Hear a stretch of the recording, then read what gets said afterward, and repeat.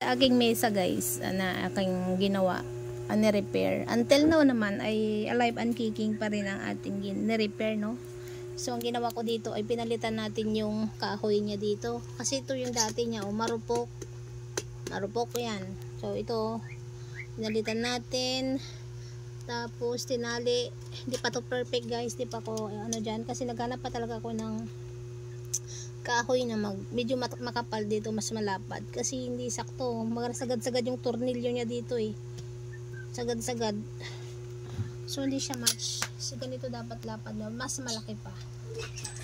So ang ginawa ko kasi gumigiwang ay ito, yung brace niya dito na nag-iisa tapos walang brace dito. Yun ang kamali ng gumawa dito, no guys, walang brace dito, dapat may brace para hindi siya gumigiwang at humihiwalay kasi may mga tornilyo dito eh.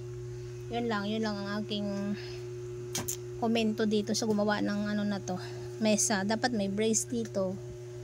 Oh, pampatibay. So, tumagal na to. So, at saka yung komento ko rin dito, mababaw yung, 'di ba, yung nipis nito.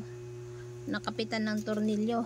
Diyos ko, kalahati lang guys yung kumapit doon. Kaya madali ring magtanggal. So, what I did is, nilagyan ko ng glue. Oh, 'di ba hindi pa maayos ang paglagay ko ng glue? Oh, kasi wala kaming glue gun.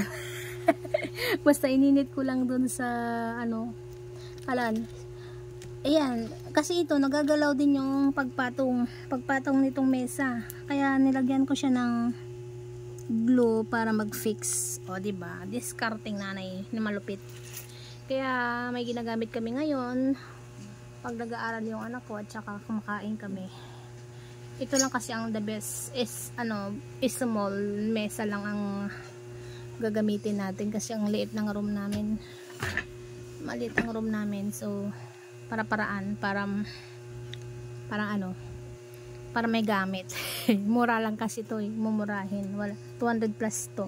229 yata. So what do you expect when the product is cheap? So low quality talaga yan.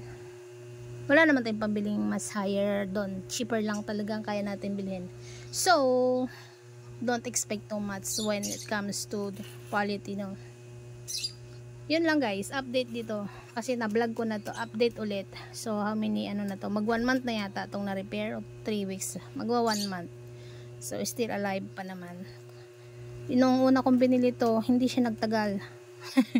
Walang gamit palang warak na. So, hindi siya umabot ng 1 buwan. So ngayon, oh, 'di ba? Matibay-tibay na. 'Yun lang guys, update sa aking ni-repair na mesa. Again. Kadiskartehan ni madiskarte always. Gamitin ang utak para para hindi laging bili. O 'di ba? Bye. Thanks for watching. O 'di ba, kung madiskarte.